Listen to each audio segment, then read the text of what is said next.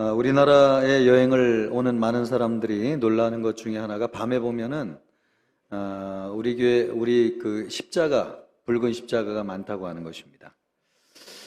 사람들은 우리나라가 6.25 전쟁 이후에 발전한 것을 보고 놀랍니다. 참 대단한 일인데요. 우리 6.25 전쟁을 승리로 이끌었던 메가더 장군도 전쟁이 끝나고 나서 우리나라가 폐허에서 다시 일어나려면 100년 이상의 시간이 걸릴 것이다, 그렇게 얘기를 했습니다. 그러나 70년도 지나지 않아서 전쟁의 폐허에서 다시 일어나게 되었고, 또 후진국에서 선진국으로 발돋움하게 되었습니다. 그 원인이 무엇인가? 세계 많은 학자들이 연구해서 그 이유를 발견하려고 했는데, 한국 사람들이 근면하다, 또 두뇌가 명석하다, 창의적이다, 근면하다, 부지런하다, 이런 여러 가지 이유를 이야기했지만 한 가지 이야기하지 않은 것이 있습니다. 그것은 교회입니다. 교회가 어려운 시대에 나라와 민족의 등불이 돼가지고 이 나라를 다시 일으키는데 큰 도움이 되었죠. 그 한 가지를 얘기하지 않습니다. 교회는 세상의 등불입니다. 세상의 소망이죠. 전반기를 시작하면서 이제 사역을 앞에 두고 있는데, 교회와 관련된 말씀을 오늘 같이 나누려고 합니다. 오늘 에베소 교회와 관련된 말씀인데요. 이 에베소 교회가 있었던 에베소라고 하는 지역은 소아시아 지역의 서부 해안에 위치해 있으면서 이오니아라고 하는 주가 있었는데, 그 주의 주도였습니다. 상업이 아주 발달했고요, 또 교통의 중심지였습니다. 항구가 있었기 때문에 무역이 성행했습니다. 물자와 사람들이 몰려드는 곳이었고요, 그리고 문학이 발전하고 예술이 발전하고 또 철학이 일찍부터 발전하는 도시였습니다. 그러나 사도 바울이 복음을 전할 당시에는 이 에베소가 한참의 과거의 영광을 이제 뒤로 한 채 저물어가는 도시였습니다. 그 이유가 무엇인가? 원래 이 에베소는 번성하는 도시였는데 무분별한 산림 체벌 때문이었습니다. 인구가 늘어나다 보니까 땔감하고 목재가 많이 필요했습니다. 그리고 사람들이 육류 소비가 늘어났습니다. 그런데 지중해에서 키우는 염소는 들판을 다니면서 모든 수목을 다 뜯어먹는 아주 무자비한 염소여서 이 산을 그냥 민둥산으로 만드는 것이죠. 그래서 비가 오면은 그 흙이 쓸려져 내려와 가지고 온 시내가 그냥 진흙벌이 돼버리고요, 또 산사태가 나가지고 항구를 메워버려 가지고 더 이상 배가 들어올 수 없는 지경을 만들어 버렸습니다. 그래서 사도 바울이 사역할 당시에는 이 에베소가 항구와 항로가 있었던 곳이 지금은 다 메워져 가지고 지금은 습지로 전부 다 변했습니다. 그러니까 사도 바울 당시에도 과거에 굉장히 번성하는 도시가 저무는 도시가 되었습니다. 우리나라에도 많은 도시가 있는데 도시들이, 그런 도시들이 많이 있습니다. 우리나라에서 유일하게 인구가 늘어나는 도시가 어디냐면 인천입니다. 지금 300만 명을 넘어가지고요, 우리나라에서 세 번째로 큰 도시가 되었는데 부산하고도 얼마 차이가 나지 않습니다. 30만 밖에는. 인천에 실제로 외국인까지 살고 있는 것을 따지면은 310만 명이라고 하니까요. 그러나 나머지 도시들은 다 인구가 줄고 있습니다. 서울도, 부산도, 또 대구도, 대전도, 광주도 다 인구가 줄고 있습니다. 이런 도시에 가보면 경제적인 발전이 퇴보할 뿐만 아니라 또 이런 도시에는 생기를 잃어버립니다. 사람들도 떠나고 생명도 떠나갑니다. 한마디로 도시 전체가 어두워지는 것이죠. 에베소라고 하는 도시가 그런 도시였습니다. 그러니까 영적으로도 어두웠습니다. 미신과 우상이 많았습니다. 19절 말씀을 보면은 사도 바울이 전하는 복음의 말씀을 듣고 마술을 행하던 사람들이 그 책을 가져다가 불태웠다, 이런 말씀이 나오거든요. 여기에 이 마술을 하는 사람들은 어떤 사람인가? 헬라어로 엑소르키스테스라고 하는데, 정확하게 이야기하면 구술해가지고 귀신을 쫓아내는 사람, 그러니까 무당 역할을 하는 사람들을 마술하는 사람이라고 이야기하며, 그런 사람들이 이 에베소에 굉장히 많았다는 거예요.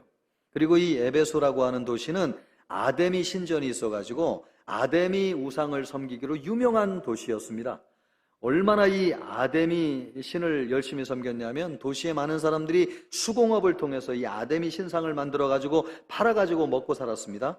그런데 바울이 복음을 전해서 사람들이 더 이상 믿지 않으니까 이 바울을 죽이려고 폭동이 일어날 정도로 이 도시 안에는 우상을 만들어가지고 파는 사람이 많은 도시였습니다. 그런데 여러분, 이런 도시가 사도 바울이 복음을 전한 후에 엄청나게 영향력 있는 도시로 거듭났습니다. 사도 바울이 복음을 전하고 나서 40년 이후에 이 도시를 통치하던 총독이 본국인 로마에 편지를 보내가지고 이곳의 상황을 전하였는데요. 이곳에는 수많은 사람들이 예수를 믿어가지고 소아시아 각 지역으로 영향력을 펼쳐나가고 있습니다. 그 영향력이 얼마나 큰지 걷잡을 수가 없습니다. 이런 보고를 할 정도로 이 에베소가 막강한 영향력을 미치는, 경제적으로 죽어가던 도시가 다시 살아나고 영적으로 부패한 도시가 다시 회개하고 돌이켜가지고 영향력을 미치는 도시가 되었습니다. 왜 죽어가던 도시가 다시 살아났느냐? 그 이유는 딱 한 가지인데 교회 때문이었습니다. 딱 한 가지 다른 게 있는데요. 사도 바울이 에베소에서 복음을 전하여서 에베소 교회를 세운 이후에 이 도시에 활력이 생겨나고 생명이 살아나는 역사가 일어나게 되었습니다. 그러나 여러분, 이 에베소라고 하는 도시를 지금 가보면 사람들은 성지순례 갈 때 찾아가는 도시가 되었습니다. 과거의 영광이 된 것이죠. 왜 예전에 이렇게 큰 영광이 있었는데 지금은 죽은 도시가 되었는가? 한 가지 이유, 지금 또 교회가 없어졌기 때문에 그렇습니다. 교회는 세상의 등불이고 소망이죠. 우리가 살아가고 있는 세상을 보면은 잘 살고 번성하는 것 같지만 점점 활력을 잃어가고 소망을 잃어가고 있습니다. 가장 필요한 것이 한 가지 있는데 그것이 무엇인가? 교회입니다. 요즘 신도시 세워지는 것을 보면은, 제가 송도를 가보고 청라를 가보면은 옛날에는 도시를 세울 때에 꼭 종교 부지에 교회를 세웠거든요. 그래서 신도시에 가봐도 큰 교회들이 많이 있었는데 지금은 새로 생겨나는 도시에 가보면은 교회가 별로 없습니다. 그리고 구석에 있어요, 교회가. 그래 가보면은 큰 건물들이 많이 서 있는데 영적인 기운이 느껴지지 않아요. 생명력이 있다고 생각되지 않습니다. 왜 그런 것입니까? 도시를 살리는 생명은 교회로부터 오기 때문에. 교회가 있을 때 도시가 살아나요. 에베소라고 하는 도시를 살린 것이 무엇이냐? 바로 에베소 교회였습니다. 여러분이 자녀들에게 물려줘야 될 것이 많이 있어요. 집도 물려주고 재산도 유산도 물려주는 거 다 중요하지만 그거 없다고 해가지고 우리 아이들이 죽지 않습니다. 하나님이 함께 하시면 다시 일어날 수 있습니다. 그러나 한 가지가 없으면 죽어요. 그게 뭐냐? 교회입니다. 교회는 생명을 주는 곳이기 때문에, 우리 아이들의 미래요 소망이요 등불이기 때문에 교회가 없으면 도시가 죽어요. 아이들에게 미래가 없습니다. 우리의 자녀들에게 물려주어야 할 한 가지가 있다고 하면 그것이 무엇인가? 그것은 건강하고 성령과 생명이 충만한 교회. 그것이 우리가 사는 길이고 또 우리 민족과 나라가 사는 길입니다. 교회는 소망인데요, 이런 교회를 어떻게 세울 수 있는가? 사도 바울은 에베소에 교회를 세웠습니다. 그러나 사도 바울이 간다고 해가지고 가는 곳마다 교회를 세운 것은 아닙니다. 에베소에 오기 전에 아덴이라고 하는 지역에 머물러 있었는데 거기서도 복음을 전했거든요. 그러나 거기서는 교회를 세우는 것을 성공하지 못했습니다. 그러나 에베소에서는 교회를 세웠어요. 이것을 보면 같은 사람 같은 복음을 전하여도 교회를 세우는 것은 하나님의 뜻이구나 하는 것을 알게 되죠. 그렇다고 해가지고 그냥 하나님이 하시니까 하늘만 보고 있으면 저절로 교회가 건강하게 세워지는가? 그렇지 않죠. 사람이 해야 될 일은 해야 됩니다. 그것이 무엇인가? 사도 바울을 통해서 오늘 성경이 우리에게 보여주고 있습니다. 그것이 무엇인가? 첫째로 하나님 나라의 복음을 전했습니다. 하나님 나라의 복음을 전했습니다. 그래야지 교회가 세워져요.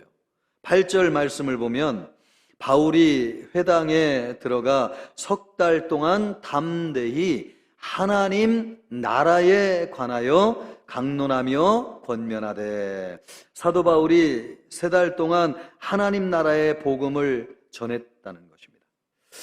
그런데 이것이 참 놀라운 것인데요. 우리가 읽었던 성경 바로 직전에 1절로부터 7절까지 말씀을 보면 뭐가 기록되어져 있냐면 사도 바울이 그냥 안수만 하여도 사람들에게 성령이 임하는 역사가 나타났습니다.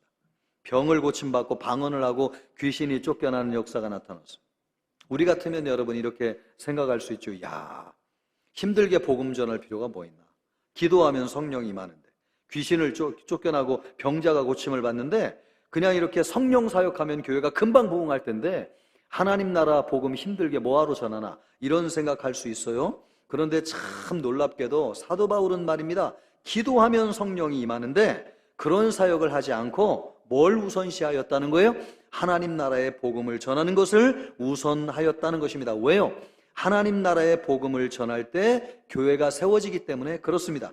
교회는 그것을 위해 있는 것입니다. 그래서 사도 바울은 어디 가나 여러분 능력이 있었지만은 그거보다도 하나님 나라의 복음을 전하는 것을 더 중요하게 생각했습니다. 그러면 사도 바울이 전한 하나님 나라의 복음이라고 하는 것은 무엇인가? 그것은 예수님이 전한 복음이죠.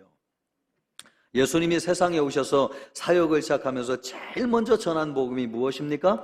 회개하라, 천국, 하나님의 나라가 가까이 왔느니라. 우리 예수님은 하나님 나라의 복음을 전하셨는데 사도 바울도 전한 복음이 바로 그 복음이라고 하는 것입니다. 하나님은 태초에 하나님의 나라를 세우시기 위해서 세상을 창조하셨어요. 그리고 우리 인간을 창조하시고 하나님이 창조한 세상 우리에게 주시면서 이 세상에 감추어진 하나님의 영광을 드러내라, 그래서 하나님을 예배해라, 그런 것을 감당하도록 하나님이 하기를 원하셨어요.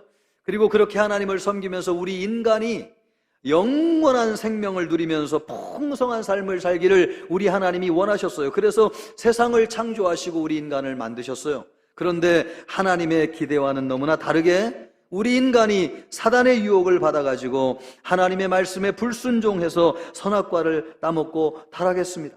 그러나 우리 하나님은 너무너무 우리를 사랑하셔서 우리를 그냥 내버려 두지 아니하시고 우리를 회복하시기를 원하셨어요. 우리가 영생을 얻기를 원하시고 하나님 나라에서 풍성한 삶을 살기를, 그런 삶을 사는 것을 다시 회복하기를 원하셨어요. 그래서 우리에게 보내주신 분이 계신데 그분이 누구시냐? 예수 그리스도이십니다. 예수님은 본래 하나님이셨습니다. 그런데 하늘 영광 보좌를 버리시고 이 땅에 내려오셔서 우리와 같은 인간이 되셔서 인간과 같이 제한된 삶을 사시면서 십자가에서 우리의 죄를 대신 지불하셨어요. 우리가 담당해야 될 모든 죄를 예수님이 친히 담당하셨습니다. 십자가에서 죽으심으로 우리 인간이 지불해야 될 죄에 대한 대가를 지불하셨습니다. 하나님은 죄 없으신 의로우신 예수님을 죽음 가운데 내버려 두지 아니하시고 다시 살리셨습니다. 예수님이 의로우신 분이시니까요. 예수님은 죽은 지 3일 만에 부활하셨습니다. 그 부활하시는 순간 이 세상에 놀라운 변화가 일어났는데 그것이 무엇인가? 죄와 사망의 권세가 멸하고 사단의 나라가 멸망을 당하고 이 땅에 하나님의 나라가 세워졌습니다. 우리 눈에는 보이지 않지만 영적인 놀라운 변화가 예수님의 십자가와 부활을 통해서 일어나게 되는데 그 순간 사단의 나라가 멸하고 하나님의 나라가 세워졌습니다. 그래서 누구든지 예수님을 믿고 하나님의 자녀가 되기만 하면 하나님 나라에 들어가서 영생을 얻고 풍성한 삶을 살게 되는 것입니다.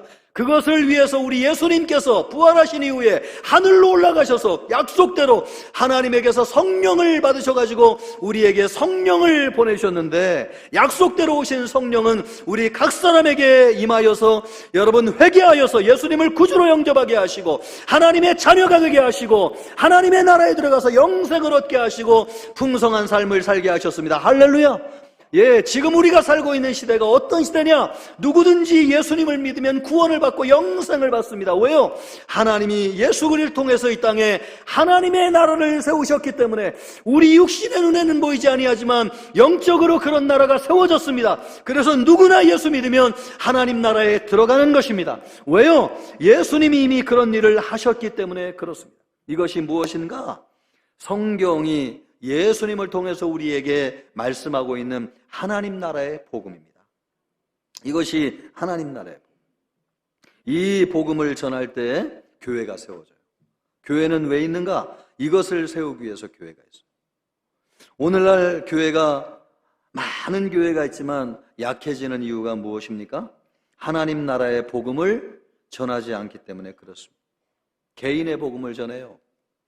내가 좋아하는 것을 전해요. 내가 복음이라고 그러잖아요.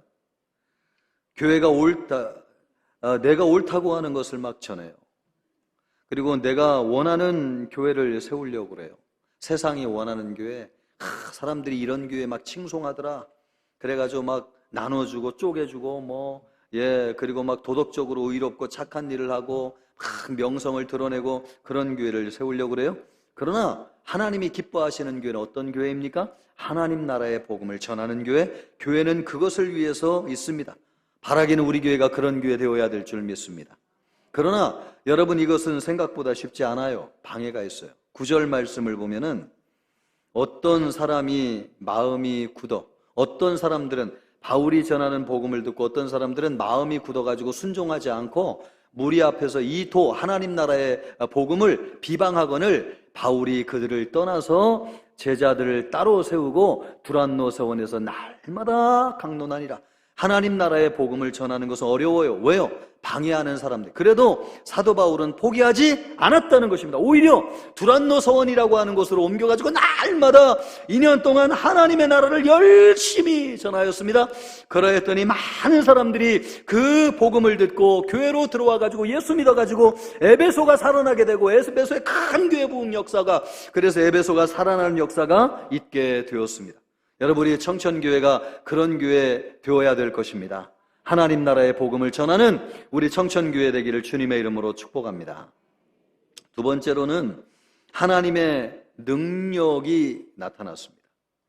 11절, 12절 말씀을 보십시오. 하나님이 바울의 손으로 놀라운 능력을 행하게 하시니 심지어 사람들이 바울의 몸에서 손수건이나 앞치마를 가져다가 병든 사람에게 얹으면 그 병이 떠나고 악귀도 떠나가더라. 하나님이 사도 바울을 통해서 능력을 행하게 하셨어요. 사도 바울의 손수건을 가져가지고 병자들에게 얹기만 해도 병이 고침을 받고 귀신이 쫓겨나는 역사가 나타났습니다. 참 대단한 일이죠. 그런데 성경이 이것을 통해서 우리에게 말씀하고자 하는 것은 대단한 일이 일어났다, 이것을 지금 얘기하는데 포인트가 있는 것이 아니고 그곳에 하나님의 나라가 임했다고 하는 것을 보여주기를 원한다는 사실입니다. 예수님은 마태복음 12장 28절에서 말씀하시기를 내가 하나님의 성령을 힘입어 귀신을 쫓아내는 것이면 하나님의 나라가 이미 너희에게 어떻게 하였다고요? 임하였느니라. 귀신이 쫓겨나고 병이 고침을 받는데 그것은 그곳에 하나님의 나라가 임했다고 하는 것을 보여준다고 하는 사실입니다. 사도 바울이 여러분 성령 사역을 하면서 귀신을 쫓아낼 때 능력이 나타난 것이 아니고 무엇할 때 하나님 나라의 복음을 열심히 전하다 보니까 그곳에 하나님의 능력이 나타나가지고 귀신이 쫓겨나고 병자가 고침을 받았는데 하나님의 나라가 그곳에 임했다고 하는 것을 보여주었다고 하는 것입니다. 이렇게 하나님의 능력이, 하나님 나라의 복음을 열심히 전하면 하나님의 능력이 나타나요. 그 하나님의 능력이 나타나게 될 때에 많은 사람이 교회 나와가지고 예수님을 믿고 변화를 받는 것입니다. 여러분, 하나님의 능력이 나타나기를 원하십니까? 하나님 나라의 복음을 들으십시오. 듣고 그대로 믿으십시오. 믿는다고 하는 것은 실제로 하나님의 임한 하나님의 나라를 영적으로 보는 것입니다.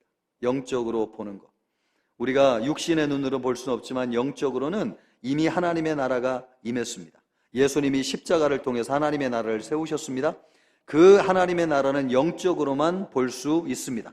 그 영적인 눈을 뜨는 것이 믿음입니다. 그것을 보는 사람은요, 반드시 믿음이 생기고 믿음대로 살게 됐는데 믿음대로 살게 될 대로 그대로 그 삶에 이루어지는 역사가 나타납니다. 여러분, 여기에 밤이 있다고 하자고요. 여기를 보세요. 밤.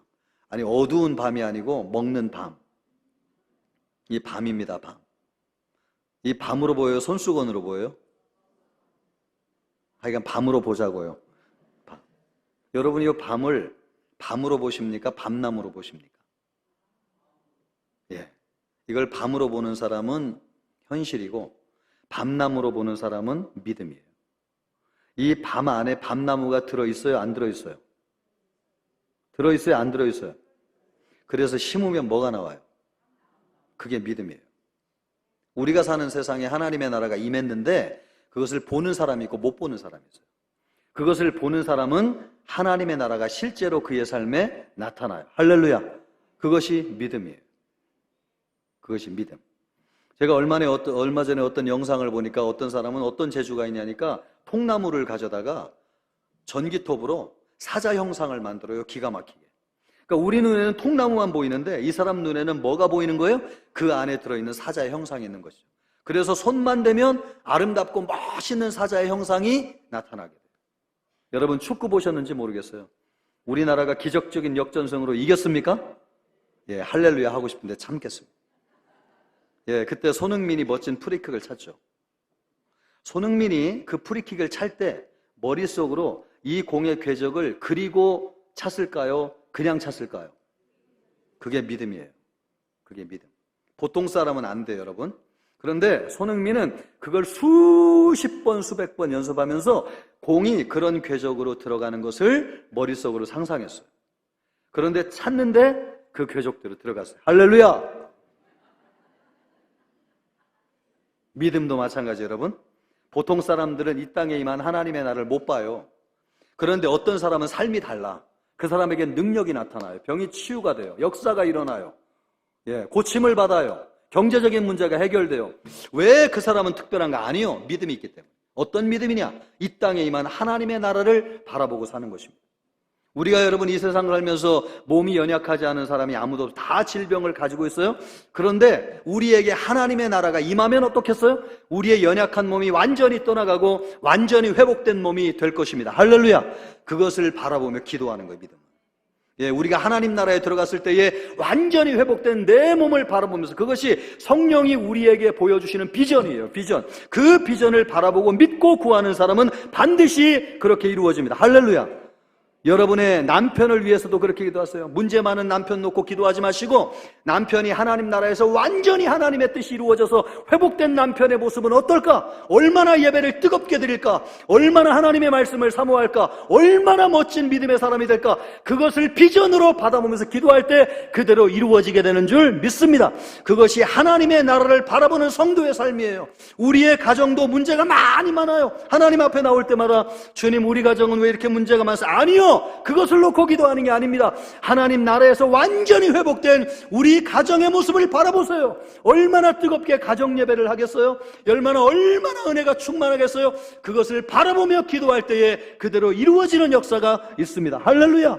우리의 자녀들도요, 공부 못해요, 방황해요, 앞길이 어떻게 될지 몰라요, 나오면서 늘 울면서 기도해요. 아니요, 그게 아닙니다. 여러분, 우리 자녀들이 하나님의 뜻 가운데 하나님의 나라에 들어갔을 때 얼마나 멋지고 아름다운 아이들로 변화되었을까요? 하나님이 그를 통해서 얼마나 놀라운 일을 하실까요? 그것을 바라보면서 기도할 때에 그대로 되는 줄 믿습니다. 우리 교회도 마찬가지입니다. 여러분, 교회를 교회되게 하는 게 뭐예요? 하나님의 나라예요. 우리 성도들이 완전히 이루어진 하나님의 나라의 영광을 바라보고 청천교회를 위해서 기도할 때에 이곳에 하나님의 나라가 임하는 줄 믿습니다. 여러분, 건물이 중요하지 않아요. 우리가 얼마나 많은 것을 가지고, 아니요, 우리의 비전이 중요해요. 우리에게 하나님의 나라가 있는데 그것을 바라보고 기도할 때에 우리 교회가, 청천교회가 하나님 나라와 같은 교회가 될 줄로 믿습니다. 바로 그것이, 그러는 곳에 하나님의 능력이 나타나고 하나님의 역사가. 그런데 능력이 나타나는 곳에는 한 가지 꼭 주의해야 될 것이 있는데 뭐냐면 가짜가 나타난다는 것입니다. 오늘도 여러분 우리가 읽었던 성경을 보니까 사도 바울이 그냥 예수의 이름으로 기도하면 귀신이 쫓겨나니까 그것을 가만히 지켜보던 사람이, 야, 예수의 이름이 대단하긴 대단한가 보다. 그래가지고 믿지는 않지만 예수의 이름으로 귀신을 쫓아냈어요. 그랬더니 귀신들이, 아니 내가 예수도 알고 바울도 아는데 너는 누구냐 하면서 그 사람을 얼마나 괴롭혔는지요. 여러분, 영적인 능력과 역사가 나타나는 데는 가짜가 있어요. 이걸 잘 분별해요. 이걸 잘 분별하기만 하면 여러분, 하나님께서 능력으로 말미암아 하나님의 나라를 우리의 삶에 이루어 주실 줄 믿습니다. 그래서 여러분, 너무 신비주의 따라다니지 마시고, 너무 기도원 가가지고 막 신령한 사람 쫓아다니지 마시고, 하나님의 나라를 열심히 듣는 우리 성도들 되기를 바랍니다. 그러면 반드시 믿음이 생기고 눈이 열려서 하나님의 나라가 이루어지게 됩니다. 에베소 교회에 이런 역사가 있었다는 거예요. 그래서 에베소 교회가 얼마나 부흥했는지. 세 번째로는 변화의 열매가 나타났습니다. 믿는 사람들이 회개하고 참 많이 변화되는 역사, 그것을 보고 많은 사람들이 교회에 들어왔습니다. 18절로 19절 말씀을 보면요, 믿는 사람들이 많이 와서 자복하여, 안 믿는 사람이 아니라는 거예요. 믿는 사람들이 많이 와가지고 회개하고 자복하여 행한 일을 알리며, 어떤 일을 행했다고 말씀하느냐, 또 마술을 행하던 많은 사람들이, 아까 이 마술하는 사람들이 미신 전 보는 사람이라고 그랬잖아요. 그런 사람들이 예수 믿기를 결단하고 들어와가지고 회개를 했는데, 그냥 회개한 것이 아니고 뭘 했다는 거예요? 그 사람들이 주술을 행하기 위해서 보던 책이 있는데, 그 책들을 전부 모아가지고 와가지고 모든 사람 앞에서 어떻게 했대요? 불사르니, 그 아까운 책을 말이에요, 그 책값을 계산한 즉 은 5만이나 되더라. 이 은 5만이 얼마나 해당되느냐? 은 5만 드라크마. 드라크마는 데나리온하고 같은 개념인데요, 한 데나리온이 한 사람의 품삯을 얘기해요. 그러니까 5만 일이에요. 5만 일을 계산하면 137년. 여러분, 137년 동안 한 사람이 하루 일당 5만 원씩 받고 일하면 얼마나 되냐? 25억. 10만 원으로 계산하면 얼마나 되느냐? 50억. 그 많은 돈을 쌓아놓고 예수 믿기로 결단하고 그것을 전부 다 태워서 불살랐다는 것입니다. 그것을 바라보는 에베소 도시 사람들이 얼마나 놀라운 충격을 받았겠어요. 아니, 도대체 누구길래 예수가 도대체 누구길래 저 귀한 것을 다 태워버릴 정도로 예수를 믿는가? 이것이 도시 사람들에게 엄청난 충격이 됐습니다. 그래서 여러분, 어떤 일이 일어났다는 거예요? 20절 말씀을 보면, 20절 말씀, 이와 같이 주의 말씀이 힘이 있어 복음을 믿고 회개하여 예수님을 구주로 영접하라. 이 말씀이 얼마나 능력이 있었는지, 힘이 있어 흥왕하여 세력을 얻으니라. 많은 사람들이 말씀을 듣고 회개하여 예수 믿기로 들어왔다는 거예요. 이 교인들이 회개하여 변화된 것을 보고 말입니다. 에베소 교회가 부흥한 것은 여러 가지 요인이 있지만 그 중에 제일 큰 요인이 무엇인가? 말씀을 잘 전하는 것도 중요하고 능력이 나타나는 것도 중요한데, 사람들을 참 변화시키는 아주 강력한 중요한 한 가지가 있다면 믿는 사람들이 변화되는 것입니다. 회개하고 변화될 때 사람들이 놀라운 충격을 받아가지고 그것을 보고 믿기로 결심해요. 수십억에 해당하는 거금을 포기하고 예수 믿기로 했으니까요. 자, 여러분, 다른 사람들이 볼 때 얼마나 도대체 예수가 누군가? 우리 성도님들 아시잖아요. 이 돈을 포기한다고 하는 거 참 어렵잖아요. 100만 원, 아니 10만 원을 참 우리 주님 앞에 드리는 것도 참 여러 번 생각하잖아요. 그런데 예수님이 도대체 누구시길래 25억, 50억도 포기하는가? 예전에 여러분, 이병철 회장이 아니고 이건희 회장이 그 구미에서 그 핸드폰을 만들 때에 불량이 나왔는데 산더미같이 핸드폰을 다 쌓아놓고 거기에 화형식을 했다는 거 아닙니까? 그것을 보고 직원들이 야, 우리가 물건 제대로 만들어, 그렇게 했다는 것 아닙니까? 그런 역사가 성경의 에베소 교회에서 일어났다는 것입니다. 전 보는 주술책을 전부 다, 그때 책이 얼마나 귀해요. 그거 아까워하지 않고 예수 믿기로 결단하고 전부 다 채워. 그것을 바라보는 이 도시 사람들이 너무나 큰 충격을 받아가지고 예수 믿기로 결단하고 수많은 사람들이 예수 믿고 교회로 들어왔습니다. 오늘날 교회가 세상에 영향력이 없는 이유가 무엇인가? 믿는 사람들의 변화가 나타나지 않는 것이죠. 회개는 참 많이 합니다. 회개하지 않는 성도는 없어요. 그러나 삶의 실제적인 변화가 나타나지 않습니다. 직장을 다니면서도 교회 다닌다고 하는 것을 숨기는 분들이 많아요.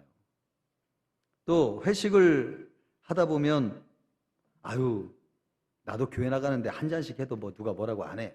이런 사람들이 주변에 있고, 또 어떤 교회에서는 전도사가 말이에요, 동성애자인 것을 숨겨가지고 교회가 그냥 발칵 뒤집어지는 일이 일어났습니다. 전에는 교회를 다닌다면 참 뭔가 다르다고 생각했어요. 그런데 요즘은 교회 다니나 안 다니나 똑같네 뭐 하는 거 보면, 우리보다 어떻게 보면 뭐 더하네. 그래서 교회 다니는 사람들의 영적인 권위가 서지 않아요. 그래서 우리가 복음 열심히 전하지만 능력이 없는 게 아닌데, 그런데 많은 사람들이 감동을 받지를 못하는 것이죠. 이 성 프란시스라고 하는 사람은 아버지에게 성을 물려받았거든요. 그런데 이 사람이 예수 믿기로 결심을 했습니다. 그래서 아버지에게 물려받은 성을 팔아가지고 가난한 사람들에게 다 나눠줬어요. 그것 때문에 그 성 안의 주민들이 얼마나 감동을 많이 받았는지 성 프란시스 때문에 다 예수님을 믿고 이 사람을 성자로 믿고 따르는 사람이 되었습니다. 남들이 할 수 없는 일을 할 때 사람들이 감동을 받아요. 에베소 교회 안에 그런 일들이 많이 일어났다고 하는 것입니다. 사람을 변화시키는 것은 무엇인가? 사도 바울이 예수 그리스도의 복음을 전했는데 예수님을 통해서 변화됩니다. 여러분, 자격 없는 우리를 예수님께서 사랑하셨어요. 십자가에서 우리를 위해서 죽으셨어요.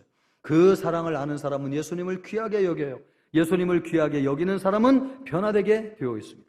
똑같은 예수님이시지만 어떤 사람이 믿는 예수님은 얼마나 귀한 예수님인지 자기들이 가진 모든 것을 들여서 예수님을 믿을 정도로 이렇게 귀한 예수, 그러면 여러분 변화되지 않겠습니까? 바라웃긴 우리 청천교회 성도님들도 귀하신 예수님을 만나고 믿으실 수 있기를 바랍니다.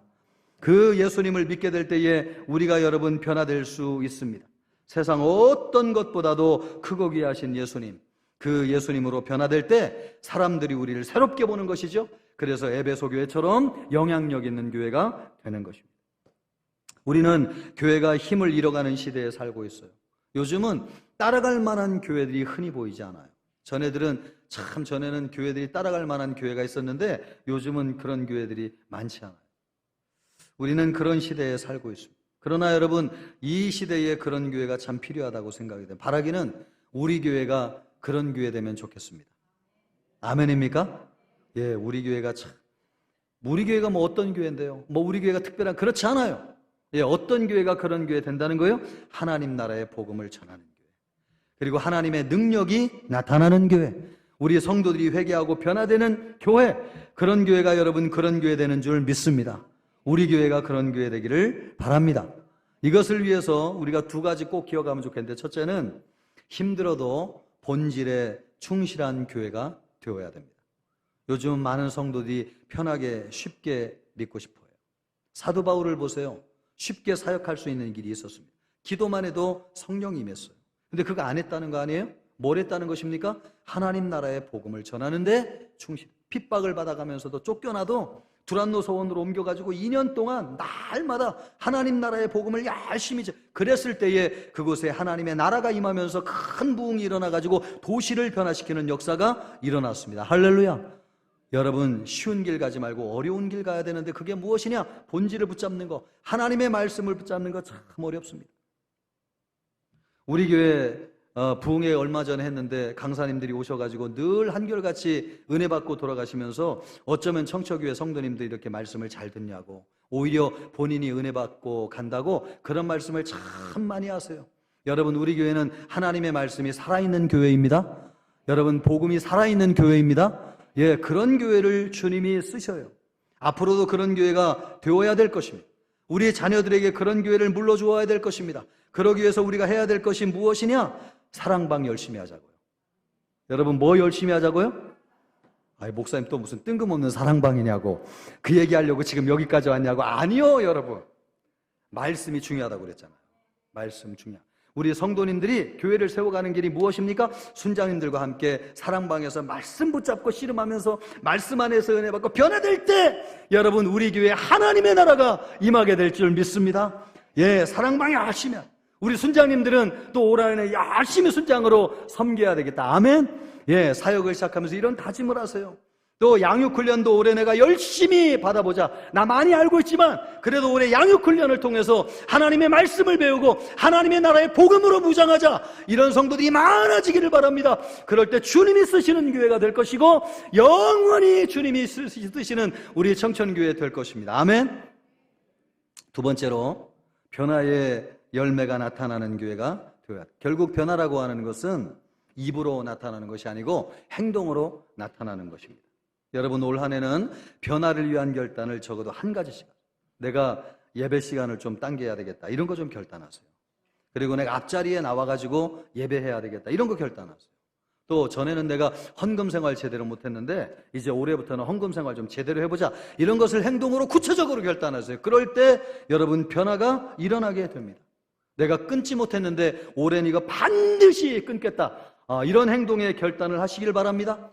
에베소 교인들은 미신과 우상을 버렸습니다. 얼마나 아까운 거예요. 수십억이나 하잖아요. 그래도 예수보다 귀한 것 없다. 그것을 정리하고 예수 믿기로 결단했습니다. 그럴 때 많은 사람들의 마음이 움직여지는 역사가 일어나게 되는 것이죠. 우리가 버리지 말아야 될 게 많은 게 있죠, 여러분. 자식, 명예, 성공. 그러나 그 어떤 것도 예수님보다 중요하지 않습니다.